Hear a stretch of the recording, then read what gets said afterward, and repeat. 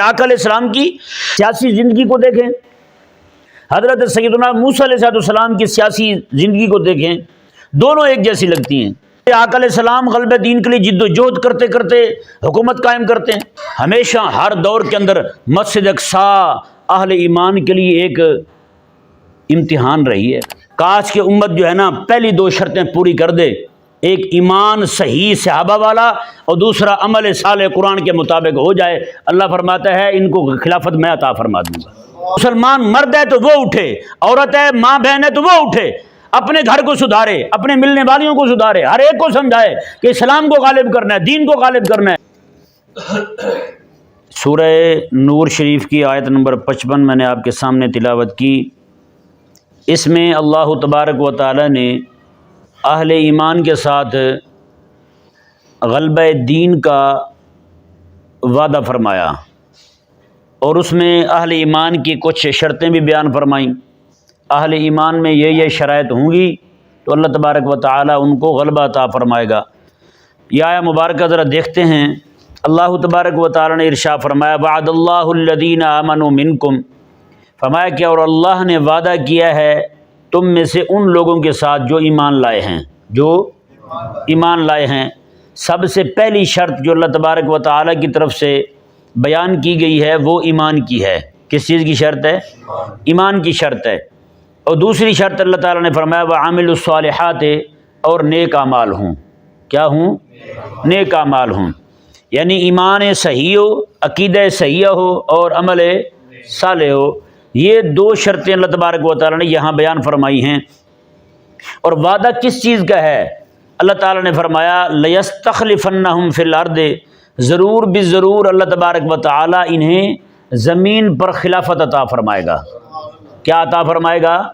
خلافت عطا فرمائے گا۔ یہاں یہ ذہن میں رہے، یہاں اس خلافت سے مراد جو ہے وہ خلافت تشریعی ہے، تکوینی نہیں۔ سمجھ آیا نا جی؟ خلافت تشریعی مراد ہے یہاں پر، خلافت تکوینی مراد نہیں ہے، کیونکہ یہاں بات حکومت کی ہو رہی ہے۔ کس کی ہو رہی ہے؟ حکومت کی بات ہو رہی ہے۔ تو یہاں جو اللہ تبارک و تعالی خلافت کا فرما رہا ہے، میں کہ خلافت عطا فرماؤں گا، اس خلافت سے مراد خلافت تشریعی ہے، یعنی کہ بندہ مومن جس کو اللہ تعالی حکومت عطا فرمائے گا وہ اللہ کا نائب بن کر اللہ تبارک و تعالی کے احکامات کو زمین پر نافذ فرمائے گا، اللہ کے احکامات کو زمین پر نافذ فرمائے گا۔ اللہ تعالی نے فرمایا کہ مستخلف الذین من قبلہم، جیسا کہ اس نے ان سے پہلے والے لوگوں کو خلافت عطا فرمائی تھی۔ یہاں یہ ذہن میں رہے، میرے آقا صلی اللہ علیہ وآلہ وسلم کو جس طور پر جہاد کا حکم ہوا اسی طرح حضرت موسیٰ علیہ السلام کو جہاد کا حکم ہوا۔ آپ دونوں کی، میرے آقا علیہ السلام کی سیاسی زندگی کو دیکھیں، حضرت سیدنا موسیٰ علیہ السلام کی سیاسی زندگی کو دیکھیں، دونوں ایک جیسی لگتی ہیں، دونوں ایک جیسی لگتی ہیں۔ حضرت سیدنا یوسف علیہ السلام کو بھی حکومت ملی تھی، لیکن حضرت یوسف علیہ السلام کو جو حکومت مل رہی ہے وہ اس طرح نہیں ہے جس طرح میرے آقا علیہ السلام غلبہ دین کے لیے جد و جہد کرتے کرتے حکومت قائم کرتے ہیں۔ حضرت یوسف علیہ السلام کو جو معاملات پیش آئے تھے وہ پہلے ہی پیش آ گئے تھے۔ سمجھایا نا جی؟ گھر میں ہے، خواب دیکھا، بھائیوں سے معاملہ ہوا، وہاں سے حکومت میں حاکم کے گھر میں پہنچے، عزیز مصر کے گھر میں پہنچے، وہاں اور معاملہ ہو گیا۔ تکالیف اٹھائی ہیں حضرت یوسف علیہ السلام نے، لیکن جس لیے تکلیفیں میرے آقا علیہ السلام نے اٹھائی ہیں وہ والی تکلیف حضرت یوسف علیہ السلام نے نہیں اٹھائی۔ سمجھا ہے نا؟ یوسف علیہ السلام وہاں ہیں، آپ نے خواب کی تعبیر بیان فرمائی، خواب کی تعبیر بیان کرنے پر آپ کو حکومت مل گئی۔ خواب کی تعبیر بیان کرنے پر حضرت یوسف علیہ السلام کو حکومت مل گئی۔ بتائیں تو پھر جو جد و جہد، جو کوشش میرے آقا علیہ السلام فرما رہے ہیں وہ والی کوشش تو نہیں کی نا حضرت یوسف علیہ السلام نے۔ گو کے تکالیف اٹھائی ہیں، تکالیف میرے آقا علیہ السلام نے بھی اٹھائی، تکالیف انہوں نے بھی اٹھائی، لیکن جس منہج کے لیے حضور تکلیف اٹھا رہے ہیں وہ والی تکالیف یوسف علیہ السلام کو بھی نہیں آئی۔ اب دیکھیں، ایک طرف موسیٰ علیہ السلام ہے، ایک طرف میرے آقا صلی اللہ علیہ وآلہ وسلم ہے۔ حضرت موسیٰ علیہ السلام آپ مصر میں پیدا ہوتے ہیں، مصر میں پیدا ہو کے موسیٰ علیہ السلام نے غلبہ دین کے کام کا بیڑا اٹھایا، فرعون سے ٹکرائے، ٹکرانے کے بعد اللہ تبارک و تعالی حضرت موسیٰ علیہ السلام کو فرماتا ہے کہ آپ جاؤ اور جا کر کے شام کو فتح کرو۔ کسے فتح کرو؟ شام کو فتح کرو۔ حضرت موسیٰ علیہ السلام روانہ ہوتے ہیں کہاں سے؟ مصر سے روانہ ہوتے ہیں شام کے لیے، شام کو فتح کرنے کے لیے۔ آپ کی قوم جو ہے وہ اڑ جاتی ہے، وہ آگے بڑھنے کا نام نہیں لیتے، اللہ تبارک و تعالیٰ بھی ان کو روک دیتا ہے۔ حضرت موسیٰ علیہ السلام کے تربیت یافتہ حضرت سیدنا یوشع بن نون علیہ السلام جو ہیں، آپ وہاں اپنی قوم کے نوجوانوں کی تربیت فرماتے ہیں، ایک پورا لشکر تیار فرماتے ہیں۔ حضرت موسیٰ علیہ السلام کا وصال ہو جاتا ہے، حضرت یوشع بن نون جو ہیں وہ لشکر لے کر کے جاتے ہیں، شام کو جا کے فتح کرتے ہیں۔ مسجد اقصیٰ پر اللہ کی اذانیں پڑھنی شروع ہو جاتی ہیں، اللہ کی اذانیں ہوتی ہیں حضرت یوشع بن نون کی برکت سے۔ اب ذرا دیکھیں یہاں پر حضرت موسیٰ علیہ السلام کی حیات مبارکہ کو دیکھیں کہ آپ جماعت لشکر پورا لے کے خود جاتے ہیں شام کو فتح کرنے کے لیے، راستے میں رک جاتے ہیں قوم کی باتوں کی وجہ سے۔ ادھر دیکھیں میرے آقا علیہ السلام جو ہیں، آپ کی ولادت باسعادت مکہ میں ہوتی ہے، حضرت موسیٰ علیہ السلام فرعون سے ٹکراتے ہیں، میرے آقا علیہ السلام اپنے وقت کے اور اس فرعون سے بھی سخت ترین فرعون ابو جہل سے ٹکراتے ہیں۔ سمجھ آئے جی؟ ٹکرا رہے نہیں ٹکرا رہے؟ موسیٰ علیہ السلام ٹکرا رہے ہیں اس کے ساتھ، ادھر میرے آقا علیہ السلام ٹکرا رہے ہیں، اور میرے آقا علیہ السلام نے خود فرمایا، حضور فرماتے ہیں اس فرعون سے بھی زیادہ سخت یہ والا فرعون ہے، ابو جہل ہے۔ کیوں؟ ڈوبتے ہوئے وہ بھی کلمہ پڑھنے لگ گیا تھا، لیکن یہ ابو جہل جب مرنے لگا تھا اس وقت بھی کہنے لگا تھا حضرت عبداللہ بن مسعود کو کہ میری گردن ذرا نیچے سے کر کے کاٹنا، لوگوں کو پتہ چلے کہ یہ وڈیرا پڑا ہوا ہے۔ بتائیں، وہ مرتے ہوئے کہنے لگا آمنت برب موسیٰ و ہارون، میں موسیٰ اور ہارون کے رب پہ ایمان لے آیا ہوں، لیکن یہ مرتے ہوئے بھی کہنے لگا نا نا نا نا، بالکل نہیں۔ اب دیکھیں میرے آقا صلی اللہ علیہ وسلم شام پر حملہ کرنے کے لیے حضور تشریف لے جاتے ہیں، کہاں پہ؟ تبوک تک پہنچتے ہیں آقا علیہ السلام، آگے وہ آیا نہیں سامنے، آگے اس کو سامنے آنے کی ہمت ہی نہیں ہوئی، قربان جائیں۔ یہاں فرق دیکھیں، موسیٰ علیہ السلام اپنے ساتھیوں کو لے کے جاتے ہیں، موسیٰ علیہ السلام کے ساتھیوں کو ہمت نہیں ہوتی آگے جانے کی، میرے حبیب اپنے ساتھیوں کو لے کے جاتے ہیں، آگے ان کو ہمت نہیں ہوتی سامنے آنے کی۔ ہیں کتنا بڑا فرق ہے، اللہ اکبر کبیرہ۔ میرے کریم آقا علیہ السلام جب دیکھتے ہیں کہ ان کو ہمت نہیں پڑ رہی مصطفیٰ کریم علیہ السلام کے شیروں کے ساتھ لڑنے کی، اللہ اکبر، میرے آقا صلی اللہ علیہ وسلم تبوک سے واپس تشریف لے آتے ہیں۔ پھر کیا ہوتا ہے؟ خندق کے موقع پر، اس سے بھی پہلے خندق کے موقع پر میرے آقا صلی اللہ علیہ وسلم نے جب صحابہ کرام نے آ کے عرض کی یا رسول اللہ صلی اللہ علیہ وسلم، ہم کدال مار رہے ہیں، آگے چٹان آ گئی ہے، وہ چٹان ٹوٹنے کا نام نہیں لے رہی، آپ مہربانی فرمائیں۔ میرے آقا علیہ السلام تشریف لاتے ہیں، میرے آقا علیہ السلام ایک بار مارتے ہیں چنگاری نکلتی ہیں، دوسری بار مارتے ہیں چنگاری نکلتے ہیں، تیسری بار مارتے ہیں چنگاری نکلتی ہیں۔ میرے آقا علیہ السلام نے بالترتیب فرمایا، حضور فرماتے ہیں کسرا بھی فتح ہو گیا، سبحان اللہ، ہیں جی، حضور فرماتے ہیں ایران فارس بھی فتح ہو گیا، حضور فرماتے ہیں کہ شام بھی فتح ہو گیا۔ وہ شام ہے جسے فتح کرنے کے لیے ابھی حضور نے 9 کو جانا ہے، میرے آقا علیہ السلام نے ابھی خندق کے موقع پر فرما دیا، حضور نے فرمایا وہ بھی فتح ہو گیا ہے۔ دیکھیں اندازہ لگائیں۔ پھر میرے آقا علیہ السلام نے تیسری بار جب کدال ماری، میرے آقا علیہ السلام نے میں بھی اللہ نے یمن بھی مجھے عطا فرما دیا ہے۔ یہ 3 علاقوں کا نام لیا، اللہ اکبر کبیرہ۔ حضرت عدی بن حاتم رضی اللہ تعالیٰ عنہ آقا علیہ السلام کے صحابی ہیں، حاتم تائی کے بیٹے ہیں۔ وہ کہتے ہیں کہ ایک بندہ آیا آقا علیہ السلام کے پاس، اس نے آ کے عرض کیا حضور بہت غریب ہوں میں، فاقے چل رہے ہیں، گھر میں کچھ بھی نہیں ہے۔ میرے آقا علیہ السلام نے فرمایا کہ بیٹھو، وہ بیٹھ گیا۔ ایک بندہ اور آ گیا، کہنے لگا حضور ہر وقت ڈاکو پڑے رہتے ہیں، کچھ نہیں بچتا ہمارے پاس، چھین کے لے جاتے ہیں۔ میرے آقا علیہ السلام نے فرمایا بیٹھ جاؤ۔ میرے آقا علیہ السلام نے فرمایا کہ عدی میرا اللہ تجھے لمبی عمر دے گا اور تو خود اپنی آنکھوں سے دیکھے گا، آج یہ شکایت کر رہا ہے بندہ کہ ڈاکو پڑ جاتے ہیں۔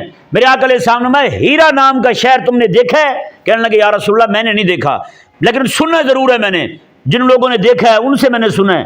میرے آقا علیہ السلام نے فرمایا اس شہر سے ایک عورت چلے گی اکیلی، اونٹنی میں بیٹھی ہوگی اور مکے شہر پہنچے گی، یہاں آ کے کعبے کا طواف کرے گی اور یہاں سے واپس چلے جائے گی، نہ اس کو وہاں سے آتے ہوئے کسی کا خوف ہوگا نہ یہاں سے جاتے ہوئے کسی کا خوف ہوگا۔ اسلام کی حکومت یوں غالب آ چکی ہوگی۔ آپ کہہ رہے ہو نا ڈاکو پڑتے ہیں، میرے آقا علیہ السلام نے فرمایا کہ ڈاکوؤں کا نام و نشان ہی کوئی نہیں ہوگا اس وقت۔ حضرت عدی کہتے ہیں میں دل میں سوچ رہا تھا، حضور تو فرما رہے ہیں کہ وہ آئے گی بھی صحیح جائے گی بھی صحیح، تو اسے کوئی کچھ نہیں کہے گا۔ کہتے ہیں میرے ذہن میں میرے اپنے قبیلے کے بڑے بڑے جو ڈاکو تھے ان کا ذہن میں آ گیا کہ یا رسول اللہ آپ تو فرما رہے ہیں کہ عورت جائے گی بھی صحیح آئے گی بھی صحیح، اسے کوئی جناب دیکھے گا بھی نہیں اس کی طرف، تو ان ڈاکوؤں کا کیا بنے گا؟ اللہ اکبر کبیرہ۔ حضرت عدی فرماتے ہیں پھر میں مکے میں تھا، واقعی وہ عورت اس شہر سے چل کے مکہ آئی، یہاں طواف کر کے دوبارہ پھر اپنے علاقے میں چلی گئی، نہ اسے آتے ہوئے کسی نے کچھ کہا نہ کسی نے اس کو جاتے ہوئے کچھ کہا۔ اندازہ لگائیں تو یوں مالک عز و جل نے آقا علیہ السلام نے جو خوشخبری سنائی تھی، حضرت عدی فرماتے ہیں یوں پوری ہو گئی کہ میں اپنی آنکھوں سے دیکھنے والا گواہ بن گیا اس کا۔ اور دوسرا، وہ جس بندے نے یہ کہا تھا کہ یا رسول اللہ غربت ہے، کچھ بھی نہیں ہے کھانے کو، امن خوف جو ہے وہ یوں دور ہوا کہ ہر طرف جو ہے امن ہو گیا، کوئی کسی کو پکڑنے والا نہیں ہے، کسی کو تکلیف دینے والا کوئی نہیں ہے، یہاں تک کہ اکیلی عورت اتنا لمبا چوڑا سفر کرتی ہے واپس چلی جاتی ہے، کوئی اسے کچھ نہیں کہتا۔ میرے آقا علیہ السلام نے ارشاد فرمایا۔ دوسرا، حضور فرماتے ہیں کہ ایک وقت آئے گا، باتیں کسرا کے زیورات مدینے میں پہنچیں گے، فارس جو ہے وہ فتح ہوگا، ہاں جی کیسر فتح ہوگا، اور حضور نے فرمایا یمن فتح ہوگا۔ میرے آقا علیہ السلام نے فرمایا ایک وقت آئے گا میرے غلام جو ہیں سونا اٹھا کے ایک دوسرے کے پیچھے بھاگیں گے، یار تم لے لو تم لے لو۔ حضور فرماتے ہیں ہر ایک کہے گا بھی میں خود غنی ہوں، مجھے تیرے سونے کی کوئی ضرورت کوئی نہیں۔ بتائیں آقا علیہ السلام نے فرمایا یہ ہوگا۔ اور حضرت عدی فرماتے ہیں پھر اللہ نے مجھے یہ بھی دکھایا، اللہ نے مجھے یہ بھی دکھایا اللہ اکبر کبیرہ۔ تو رب تبارک و تعالی نے جو وعدہ فرمایا تھا نا جی محبوب علیہ السلام کے ذریعے کہ فرمایا کہ حبیب پیارے یوں، اچھا یہاں پہ ایک مسئلہ اور بھی ذرا ذہن میں رکھیں کہ خلاق کائنات نے جو وعدہ فرمایا تھا، فرمایا کہ میں ان کو خلافت دوں گا، اور میرے آقا علیہ السلام فرما رہے ہیں کہ اللہ نے کیسر کو بھی فتح فرما دیا، کسرا کو بھی فتح فرما دیا، یمن کو بھی فتح فرما دیا۔ یہ دونوں بڑی سلطنتیں جو ہیں یہ فتح ہو رہی ہیں حضرت عمر کے دور میں۔ کس کے دور میں؟ حضرت عمر رضی اللہ عنہ کے دور میں فتح ہو رہی ہیں۔ اللہ اکبر کبیرہ۔ اب ذرا یہ آیت مبارکہ دیکھیں، اللہ نے فرمایا اور اللہ نے وعدہ کیا ہے ان لوگوں کے ساتھ تم میں جو ایمان لائے ہیں اور ان کے عمل اچھے ہیں، اللہ ان کو خلیفہ بنائے گا۔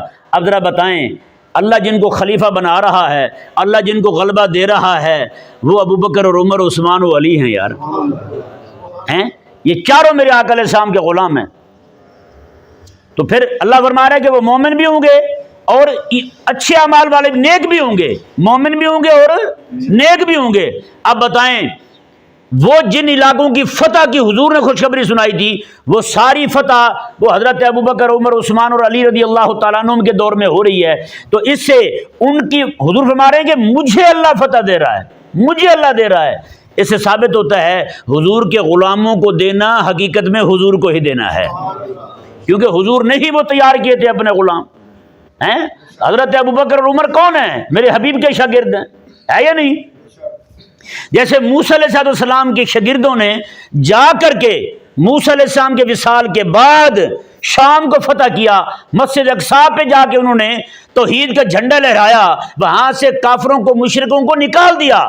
موسیٰ علیہ السلام کے شاگرد حضرت یوشع بن نون جو ہیں وہ جاتے ہیں، وہ جا کر کے مسجد اقصیٰ کو فتح کرتے ہیں اپنے شاگردوں کے ساتھ جا کے۔ اور یہاں کیا ہوا؟ اللہ اکبر کبیرہ، یہاں میرے حبیب کے شاگردوں کی جماعت لے کے حضرت عمر جا رہے ہیں شام کو فتح کرنے کے لیے، شام کو فتح کرنے جا رہے ہیں میرے آقا علیہ السلام۔ اللہ اکبر۔ وہاں موسیٰ علیہ السلام کے وصال کے بعد یوشع بن نون جا رہے ہیں، یہاں حضور کے وصال کے بعد حضرت عمر جا رہے ہیں۔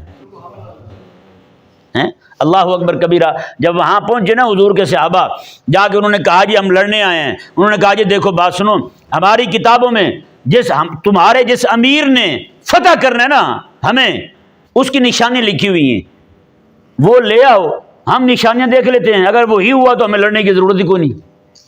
ہم خود ہی سائڈ پہ ہو جائیں گے۔ اللہ اکبر کبیرہ پھر وہی ہوا ہیں۔ حضرت عمر رضی اللہ تعالیٰ عنہ وہاں پہنچے، جب آپ پہنچتے وہاں تو انہوں نے جناب کتاب نکالی، ادھر حضرت عمر رضی اللہ تعالیٰ عنہ کے کپڑے دیکھ رہے ہیں، آپ کا حلیہ دیکھ رہے ہیں، آپ کے کپڑے کو جو پیبند لگے ہوئے تھے نا جی، وہ پیبند بھی لکھے ہوئے تھے ان کے ہاں۔ میں کہا یہ بھی ہوگا، اللہ اکبر۔ انہوں نے جناب پڑھا، کتاب کو دیکھا، ساتھ حضرت عمر کو دیکھا، اللہ اکبر کبیرہ۔ لگتا ہے ایسے ہے جیسے اللہ نے حضرت عمر رضی اللہ تعالیٰ عنہ کی پوری تصویر ہی بنائی ہوئی تھی وہاں پہ ہیں۔ وہ وہاں سے پڑھ رہے ہیں، ادھر حضرت عمر کو دیکھ رہے ہیں۔ انگریزی میں کہتے ہیں نا ٹیلی کر رہے تھے وہ ہیں۔ وہ پورا جب انہوں نے پورا موازنہ کیا اللہ اکبر کبیرہ، تو کہتے ہیں کہ ایک زبر زیر کا فرق نہیں آیا، جو کچھ ہماری کتاب میں تھا وہی حضرت عمر تھے، جو حضرت عمر تھے وہی ہماری کتاب میں تھا۔ پھر کسی نے جناب کوئی جناب وہاں لڑائی والا معاملہ نہیں کیا، پھر وہ سارے سائڈ پہ ہو جاتے ہیں۔ حضرت سیدنا امیر المومنین عمر رضی اللہ تعالیٰ عنہ مسجد اقصی شریف کی خود اپنے ہاتھوں سے صفائی کرتے ہیں، اپنے ہاتھوں سے صفائی کرتے ہیں حضرت عمر رضی اللہ تعالیٰ عنہ۔ بتائیں وہ جو غلبہ دین کا کام، ویسے آپ کو بتاؤں ہمیشہ ہر دور کے اندر مسجد اقصی اہل ایمان کے لیے ایک امتحان رہی ہے یا نہیں؟ کہاں جناب حضرت موسیٰ علیہ السلام کے دور میں آپ بھی ادھر ہی جا رہے ہیں، ہے نا، آپ بھی ادھر ہی جا رہے ہیں۔ پھر میرے آقا علیہ السلام کے زمانہ مبارکہ کے بعد حضرت آقا علیہ السلام کا زمانہ ہے سارا، حضرت عمر رضی اللہ تعالیٰ عنہ بھی ادھر ہی جا رہے ہیں۔ پھر حضرت خالد بن ولید حضرت سیدنا صلاح الدین ایوبی رضی اللہ تعالیٰ عنہ بھی ادھر ہی جا رہے ہیں جی۔ آج پھر مسجد جو ہے وہ دعا کر رہی ہے، یا اللہ یہ عمر بھیج دے یا ایوبی بھیج دے ہیں۔ آج پھر جناب مسجد اقصی راستہ دیکھ رہی ہے، آج پھر وہاں پہ کافروں کا غلبہ ہے، آج پھر کئی دنوں سے مسجد اقصی شریف بند پڑی ہوئی ہے۔ بتائیں مسجد اقصی تو ویسے کھڑی ہوئی ہے۔ حقیقت والی بات ہے، جتنی آزمائش مسجد اقصی نے دیکھی اتنی کسی نے نہیں دیکھی ہیں۔ نصرانیوں کو قبضہ ہوا تو انہوں نے وہاں جا کے جانور باندھ دیے، گندگی کا ڈھیر بنا دیا مسجد اقصی میں ہیں۔ یہ وہاں پہ دوسرے یہ ذلیل اب والے یہ آئے تو انہوں نے مسجد اقصی میں خنزیر چھوڑ دیے۔ بتائیں ہر دور میں یہ مسجد شریف مظلوم رہی ہے، اور جب تک اسلام کو غلبہ نہیں آتا تب تک یہ ہوتا رہے گا، اور یہ حقیقت ہے۔ آج اگر امت چاہتی ہے نا کہ مسجد اقصی شریف اور جتنے بھی مراکز اسلامیہ ہیں وہ ان کے ہاتھ میں آ جائے، ان کی تولیت ان کے ہاتھ میں آ جائے، تو پھر بھائی اسلام کے غلبے کے لیے کھڑے ہوں۔ بس اسلام جب تک غالب نہیں آئے گا تب تک یہی ہوتا رہے گا، ہر چوڑے سے چوڑا بندہ بھی اسلام پہ حملہ آور رہے گا۔ پھر اللہ اکبر کبیرہ، یہ آیت مبارکہ دیکھیں جی، اللہ تعالیٰ نے ارشاد فرمایا وَلَيُمَكِّنَنَّ لَهُمْ دِينَهُمُ الَّذِي ارْتَضَىٰ لَهُمْ، فرمایا کہ اور ضرور بھی ضرور اللہ تبارک و تعالی ان کے دین کو جو اللہ نے پسند کیا ہے ان کے لیے، ان کے دین کو جو اللہ نے پسند کیا ہے ہیں۔ دیکھیں اللہ تعالیٰ کیسے فرما رہا ہے، یہ دین میرا پسندیدہ ہے۔ ایک جگہ فرمایا اللہ نے وَرَضِيتُ لَكُمُ الْإِسْلَامَ دِينًا، اللہ فرماتا ہے میں نے تمہارے لیے اسلام کو بطور دین پسند کیا ہے۔ یہاں اللہ پھر فرما رہا ہے الَّذِي ارْتَضَىٰ لَهُمْ، اللہ نے فرمایا یہ وہ دین ہے جو میں نے پسند کیا ہے تمہارے لیے۔ بتائیں دین رب فرمایا میں نے پسند کیا ہے، اور آج کا لبرل جو ہے اس کو اعتراض ہو، داڑھی پہ اعتراض ہو، برقعے پہ اعتراض ہو، شریعت پہ اعتراض ہو، نماز پہ اعتراض ہو، تراویح پہ اعتراض ہو، تو بتائیں رب فرما رہا ہے میرا پسندیدہ ہے۔ مومن بندے کی پسند رب کی پسند سے ٹکراتی نہیں ہے۔ مومن بندے کی پسند وہی ہوتی ہے جو رب کی پسند ہوتی ہے۔ مومن بندے کی بلکہ مومن پسند ہی اسے کرتا ہے جسے رب پسند فرماتا ہے۔ بس اللہ تبارک و تعالی نے ارشاد فرمایا جی، دیکھیں آیت مبارکہ، فرمایا کہ اور دین اللہ تعالیٰ ان کے دین کو مضبوط کرے گا جو اللہ نے ان کے لیے پسند کیا ہے۔ اس سے ثابت کیا ہوتا ہے؟ خلافت کے آنے کے بعد دین مضبوط ہوتا ہے۔ سمجھیے یہاں اللہ نے خلافت کی بات پہلے کی ہے، دین کی مضبوطی کی بات بعد میں کی ہے۔ خلافت نہ ہو تو پھر مسلمان بھی کافر سے پوچھ کے عبادت کرتا ہے۔ نہیں سمجھ آیا؟ پھر کافر کی مرضی ہوتی ہے 18 سال تک نکاح کرنے دے یا نہ کرنے دے، پھر کافر کی مرضی ہوتی ہے 18 سال تک کلمہ پڑھنے دے یا نہ پڑھنے دے۔ اسلام کی حکومت ہو پھر دین بھی مضبوط ہوتا ہے۔ آپ دیکھیں نا میرے آقا علیہ السلام مکہ مکرمہ میں تھے، خلافت کا معاملہ نہیں ہے، کتنے لوگوں نے اسلام قبول کیا ہے، مدینہ میں حضور آئے ہیں، حضور کے ہاتھ میں اللہ تبارک و تعالیٰ نے نظام عطا فرمایا ہے، تو اسلام جو ہے وہ جزیرہ نمائے عرب سے نکل کر کے شام اور اس کے آگے جا پہنچا ہے، اس سے بھی آگے چلا گیا اسلام۔ اللہ اکبر کبیرہ۔ رب تبارک و تعالیٰ نے ارشاد فرمایا، جی دیکھیں، وَلَا يُبَدِّلَنَّهُم مِّن بَعْدِ خَوْفِهِمْ أَمْنًا، اللہ فرماتے جب حکومت تمہیں اسلام کی مل جائے گی، اس کے بعد جو آج مسلمان ڈرے ڈرے رہتے ہیں، فرمایا کہ ان کے خوف کو امن میں بدل دیں گے ہم۔ پھر ایسے ثابت ہوتا ہے کہ یہ آج جو مسلمان ڈرے ڈرے ہیں، سچی بات ہے پوری دنیا کے مسلمان بیچارے ڈرے ہوئے ہیں، کسی مسلمان کا اپنا گھر ہے ہی کوئی نہیں۔ یہ گھر آپ کا گھر نہیں ہے، مسلمان کا گھر جو ہے وہ گھر ہے جہاں حضرت عمر بیٹھا کرتے تھے فیصلہ کرنے کے لیے۔ ہاں میں صحیح کہہ رہا ہوں، جہاں حضرت مولا علی بیٹھا کرتے تھے فیصلہ کرنے کے لیے، میں اس گھر کی بات کر رہا ہوں، مرکز اسلام کی بات کر رہا ہوں۔ آج مسلمانوں کے پاس مرکز کوئی نہیں، دنیا جہان کا ہر کافر مرکز رکھتا ہے، سچی بات ہے، ہیں وہ چاہے جناب اپنے آپ کو یہودی کہے، نصرانی کہے، بدھو کہے، ہندو کہے، ہر ایک کے پاس مرکز ہے، لیکن اسلام کے پاس کوئی مرکز ہی کوئی نہیں۔ بتائیں، یہ مرکز عبادت کا میں نہیں کہہ رہا، غلبہ اسلام کا مرکز کہہ رہا ہوں، جہاں سے بیٹھ کے جناب حضرت عمر فیصلہ کر دے، پوری دنیا ماننے پہ مجبور ہو جائے، میں اس مرکز کی بات کر رہا ہوں۔ اللہ تبارک و تعالیٰ نے ارشاد فرمایا کہ اس کے بعد خوف کو ہم امن میں بدل دیں گے۔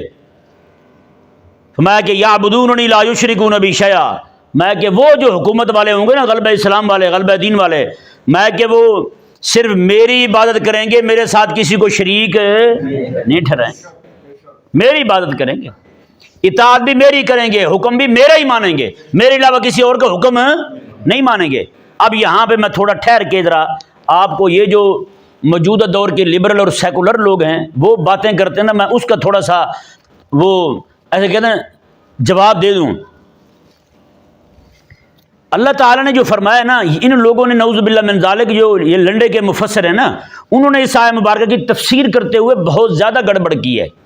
انہوں نے کہا اللہ تعالیٰ جسے حکومت دے دے بس وہی نیک ہے، وہی متقی ہے، وہی عابد ہے، وہی سارا کچھ ہے۔ میں نے ایک بندے کی تقریر سنی، آپ حیران ہوں گے، پروفیسر تھا وہ، یہ آیت مبارکہ پڑھ کے کہہ رہا تھا کہ اس وقت روس کا غلبہ تھا، تو اس نے کہا جی روس جو ہے، پرانی تقریر تھی اس بندے کی، اس نے کہا روس جو ہے وہ اس وقت دنیا کا پاور میں، دنیا میں پاور میں ہے وہ، اور دوسرا جی جو دوسرا بڑا ڈاؤن ہے کہ یہ پاور میں ہے۔ اس نے کہا حقیقت میں اللہ تعالیٰ نے خلافت اب ان کو عطا فرمائی ہوئی ہے، نعوذ باللہ من ذالک۔ اگر خلافت ان کو ملی ہوئی ہے تو آمنو پھر کہاں گیا، عامل الصالحات کہاں گیا، میں کہ مومن ہوں گے، اچھے اعمال کریں گے۔ ایک نصرانی ہے، دوسرا یہودی ہے، اور تیسرا جو ہے وہ سیکولر ہے، لبرل ہے وہ، تو بتائیں یہ مبارکہ پھر کہاں گئی بھائی؟ اس کا تو ایک ایک لفظ مانگے دول کہہ رہا ہے، میں اس سے مراد جو ہیں بڑے امام ابو بکر اور عمر ہوں گے، پھر جو ان کے طریقے پر چلے گا وہی اس سے مراد ہوگا۔ پھر ان کا پکڑ کے جناب دنیا جہان کے غلیظ ترین کافروں کو یہ آیت مبارکہ ان پر منطبق کرنا، یہ قرآن پاک کی ایسی تحریف ہے، اگر یہ یہودیوں کو بھی دکھائی جائے وہ بھی شرمسار ہو جائیں، وہ کہیں یار تحریف تو ہم نے بھی بڑی کی تھی لیکن تم تو ہمارے سے بھی باہر نکلے ہو بھائی، نہیں سمجھ آ رہا، تم تو ہم سے بھی آگے نکلے ہو۔ تو اس لیے یہ آیت مبارکہ دیکھیں، پہلی شرط اللہ نے فرمایا کہ آمنو، وہ مومن ہوں گے، دوسری شرط فرمایا عامل الصالحات، نیک عمل ہوں گے، ایپسٹین والے نہیں ہوں گے، وہ نہیں سمجھ آیا،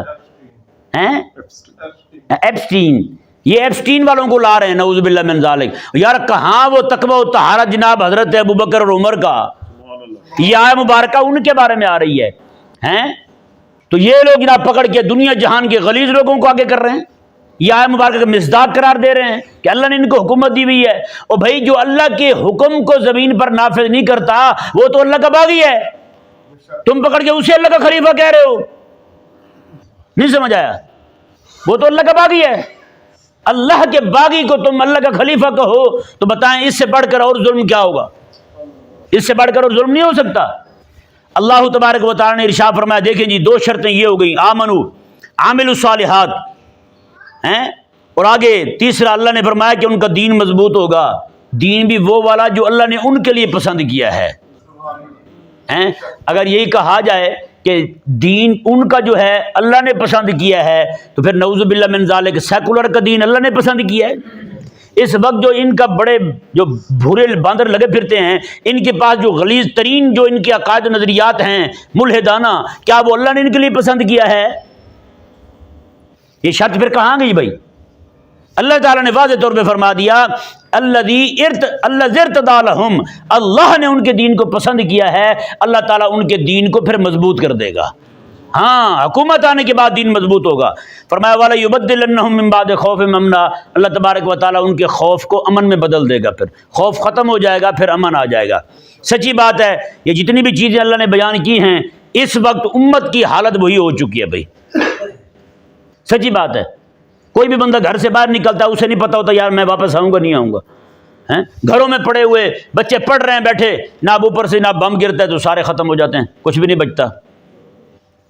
آج عربوں کو جا کے دیکھ رہے ہیں، سارے خوف و ہراس میں ہیں، ہے یا نہیں؟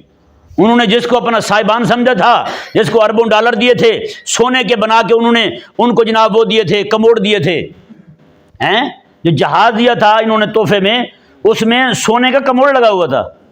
اس نے کہا جی حضرت جو ہیں وہ اس پہ جناب تشریف فرما ہوں گے۔ اب ذرا آپ خود سوچیں، غور کریں کہ کس حد تک یہ لوگ گر گئے۔ آج ان کو سزا یہ ملی ہے، سارے کے سارے خوف زدہ پڑے ہوئے بھاگ رہے ہیں ادھر ادھر، کوئی کدھر جا رہا ہے کوئی کدھر جا رہا ہے۔ آج پھر امت خوف میں ہے۔ کاش کہ امت جو ہے نا پہلی دو شرطیں پوری کر دے، ایک ایمان صحیح صحابہ والا اور دوسرا عمل صالح قرآن کے مطابق ہو جائے۔ اللہ فرماتا ہے ان کو خلافت میں عطا فرما دوں گا۔ ایمان ہی ہمارا کمزور ہے۔ آج کس طرح لوگ نعوذ باللہ بیٹھ کے سامنے کہتے ہیں، میرے پاس یہاں ایک بندہ آیا تھا بہت بڑا پبلشر ہے لاہور کا، اس نے آگے مجھے کہا، اس نے کہا یہ دین کے غالب آنے کی باتیں آپ چھوڑ دیں، آپ نہ کریں، اب دین غالب نہیں آ سکتا۔ کہتا ہے یہ 313 کی آپ بات کرتے ہیں وہ نہ کیا کریں، بدر کی باتیں نہ کریں، اب نہیں ہوتا وہ کچھ بھی، اب نہیں کچھ ہوتا۔ بتائیں، جب خود ہمارے مذہبی طبقہ ہی ہمت ہار جائے، جب وہ خود ہی مروب ہوئے پڑے ہوں، جب وہ خود ہی مبذل ہوئے پڑے ہوں، بتائیں پھر بات کہاں بنے گی پھر؟ اس لیے امت کو اب اٹھنے کی ضرورت ہے۔ مسلمان مرد ہے تو وہ اٹھے، عورت ہے، ماں بہن ہے تو وہ اٹھے، اپنے گھر کو سدھارے، اپنے ملنے والیوں کو سدھارے، ہر ایک کو سمجھائے کہ اسلام کو غالب کرنا ہے، دین کو غالب کرنا ہے۔ بھئی جب تک ہر بندہ اپنی استطاعت کے مطابق کوشش نہیں کرے گا تب تک کچھ ہونے والا نہیں ہے بھائی۔ سمجھایا نہیں سمجھایا؟ ہاں، عمل صالح اور ایمان صحیح جو ہے، یہ دو شرطیں اللہ تبارک و تعالیٰ نے بیان فرمائی ہیں۔ اب یہ آیت مبارکہ کا ترجمہ سماعت فرمائیں بس۔ اللہ تعالیٰ نے ارشاد فرمایا وعد اللہ الذین آمنوا منکم، اور اللہ نے وعدہ کیا ہے تم میں سے ان لوگوں کے ساتھ جو ایمان لائے ہیں، وعملوا الصالحات، اور انہیں اچھے عمل کیے، لیستخلفنہم فی الارض، اللہ تعالیٰ زمین میں انہیں خلافت عطا فرمائے گا، کما استخلف الذین من قبلہم، جیسا کہ اللہ نے ان سے پہلے لوگوں کو عطا فرمائی، وَلَيُمَكِّنَنَّ لَهُمْ دِينَهُمُ الَّذِي ارْتَضَىٰ لَهُمْ، پھر اللہ تعالیٰ نے جو ان کے لیے دین پسند کیا ہے اس دین کو بھی اللہ مضبوط فرما دے گا۔ دین کو مضبوط کرنے کے لیے تلوار کی ضرورت نہیں ہوتی، حکومت آ جائے دین آپ پہ مضبوط ہو جاتا ہے۔ یہ اللہ فرما رہا ہے نا، اللہ اکبر، وَلَيُبَدِّلَنَّهُم مِّن بَعْدِ خَوْفِهِمْ أَمْنًا، لیکن یہ نہیں کہ تلوار کی نفی ہو رہی ہے، تلوار ہوگی، تلوار ہوگی، تلوار کی اکیلی چمک ہی لوگوں کی آنکھوں کو چندھیا دے گی، کوئی بندہ دین کے خلاف اٹھے گا ہی نہیں پھر۔ یہ ذہن میں رہے مسئلہ۔ اللہ تبارک و تعالیٰ نے فرمایا وَلَيُبَدِّلَنَّهُم مِّن بَعْدِ خَوْفِهِمْ أَمْنًا، اللہ تعالیٰ جو دو انعام دے گا تمہیں غلبہ دین کے بعد، پہلا انعام تمہارا دین مضبوط ہوگا، دین کی حکومت مضبوط ہوگی، وَلَيُبَدِّلَنَّهُم مِّن بَعْدِ خَوْفِهِمْ أَمْنًا، دوسرا انعام یہ ہوگا اللہ تبارک و تعالیٰ تمہارے خوف کو امن میں بدل دے گا، امن ہی امن ہوگا۔ اللہ تعالیٰ نے فرمایا، پھر آگے ایک شرط اور بھی بیان فرمائی، یعبدوننی لا یشرکون بی شیئا، یہ وصف بیان فرما رہا اللہ تعالیٰ، جی، لیکن یہاں تقاضا شرط کا ہے۔ اللہ نے فرمایا کہ وہ میرے علاوہ کسی اور کی عبادت کرنے والے نہیں ہوں گے، کسی کو شریک نہیں ٹھہرائیں گے۔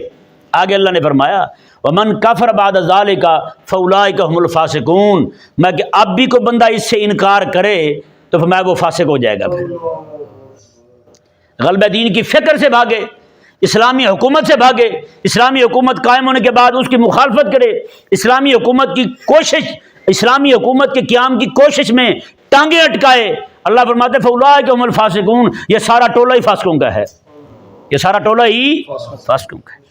اللہ تبارک و تعالی ہمیں جو کچھ کہا سنا اسے یاد رکھنے کی، عمل کرنے کی توفیق عطا فرمائے۔